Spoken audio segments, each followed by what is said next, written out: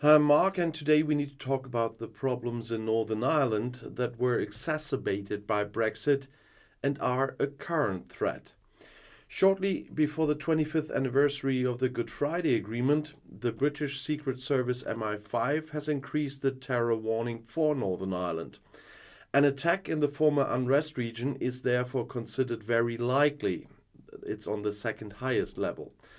British Minister for Northern Ireland Chris Heaton-Harris warned in London on Tuesday that a small number of people are determined to commit politically motivated violence. He called on the public to be vigilant. With the Good Friday Agreement on April 10th in 1998, the decades-long armed conflict between mostly Catholic supporters of a unification of the two parts of Ireland and the predominantly Protestant supporters of the Union of Northern Ireland with Great Britain ended. US President Joe Biden is also expected to attend the celebrations in the Northern Irish capital of Belfast next month. The exact date is not yet known.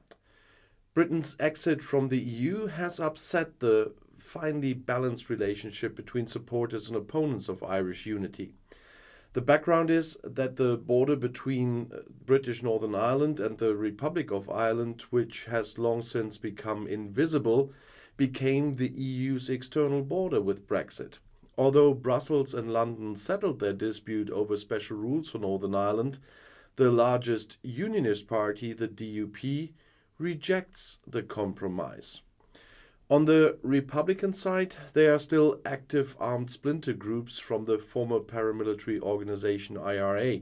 They are also believed to be behind an attack on a police officer just a few weeks ago. In 1998, the Good Friday Agreement was signed, which included a commitment to disarmament by paramilitary groups, including the IRA. Following this agreement, the IRA announced an end to its armed campaign and has since decommissioned its weapons. However, some small dissident groups that reject the peace process and continue to advocate for United Ireland through violence still exist. These groups are often referred to as dissident Republicans and have been responsible for sporadic acts of violence, including bombings and also shootings. Dissident Republicans are groups or individuals who reject the peace process and the Good Friday Agreement in Northern Ireland and continue to advocate for a united Ireland, as I said, through the use of violence. These groups or individuals are made up of former members of the Provisional IRA or other paramilitary organizations who feel that the peace process has failed to deliver their political goals. They often see themselves as the true heirs to the legacy of the Irish Republican Army and view the current political establishment in Northern Ireland and the Republic of Ireland as illegitimate. Dissident Republican groups are generally small and fragmented and do not enjoy the level of support that the Provisional IRA once did. They have been responsible for a number of violent incidents, including bombings and shootings, but their capabilities are limited compared to those of the Provisional IRA during the height of the Troubles. On the other side, there are unionist paramilitary groups in Northern Ireland.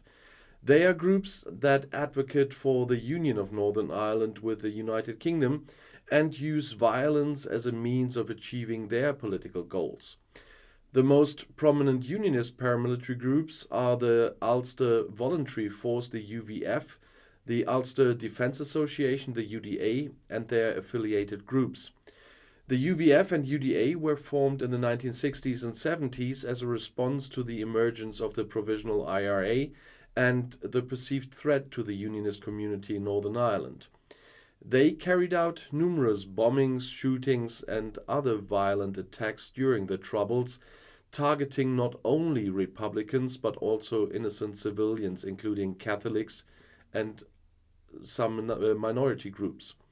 Since the Good Friday Agreement was signed in 1998, both the UVF and UDA have announced ceasefire and have decommissioned their weapons, they say. However, some smaller splinter groups continue to operate and engage in criminal activity, such as drug trafficking, extortion, and racketeering. The vast majority of people in Northern Ireland and the Republic of Ireland reject the use of violence as a means of achieving political goals and support the peace process. The continued existence of paramilitary groups is seen as a challenge to the stability and progress achieved in the region since the signing of the Good Friday Agreement. But Brexit has the potential to harm the peace in Northern Ireland for quite some time because it created a new border between Northern Ireland, which is still part of the United Kingdom, and the Republic of Ireland, which is part of the European Union. The border was largely eliminated under the Good Friday Agreement, which helped to reduce tensions and promote peace in the region. The reintroduction of a border between Northern Ireland and the Republic of Ireland, even if it was a soft border, could have led to increased tensions and potentially undermine the peace that has been achieved in the region. There are concerns that the introduction of customs and regulatory checks could disrupt trade and create economic uncertainty, which could have knock-on effects for political stability. In addition, the border issue has become highly politicized, with both unionist and nationalist communities in Northern Ireland feeling that their interests are not being fully represented. There are fears that this could lead to a resurgence of sectarian tensions and potentially even violence. To address these concerns, the UK and the EU negotiated the Northern Ireland Protocol, which aims to minimize the impact of the border on trade and ensure that the Good Friday Agreement is upheld. However, the protocol has proved controversial, with some unionist groups arguing that it undermines Northern Ireland's place in the UK, and others claiming that it creates a de facto border in the Irish Sea. Well, it's a de facto border for goods. Overall, while it remains to be seen what the long-term impact of Brexit will be on the peace in Northern Ireland, it is clear that it has introduced a new set of challenges and tensions that will need to be addressed by all sides. The unionist DUP obviously is also not willing to do that, even after the Windsor framework now on the Northern Ireland Protocol has been negotiated. They still deny to form a government in Northern Ireland after many months. The Stormont Assembly is the devolved legislative assembly for Northern Ireland. It was established as part of the Good Friday Agreement in 1998 and has the power to legislate on a range of issues that affect Northern Ireland. The Assembly is made up of 90 members of the Legislative Assembly, so-called MLAs, who are elected by proportional representation.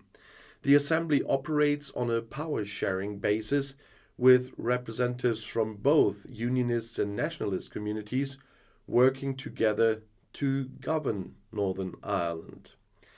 Under the Good Friday Agreement, the Assembly is responsible for a range of devolved areas, including health, education, and policing. However, some issues such as foreign affairs and defence remain the responsibility of the UK central government.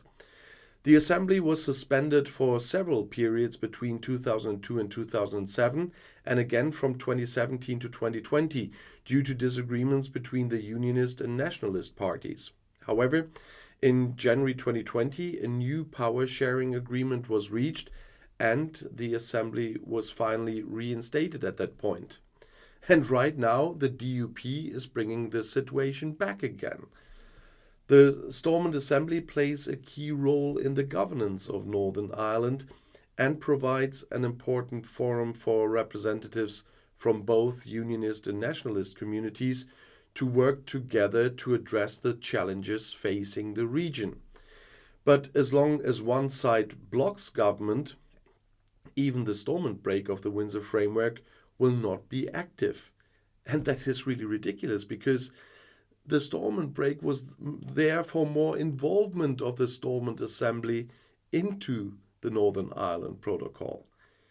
But you can see that it was always difficult with the situation in Northern Ireland since the British were in Ireland. But now Brexit is exacerbating the whole situation, and that definitely needs to be solved. But it needs people who start to be more pragmatic and not ideological. And that is one really big problem, especially with the DUP. And I'll see you in my next video. I'll be back.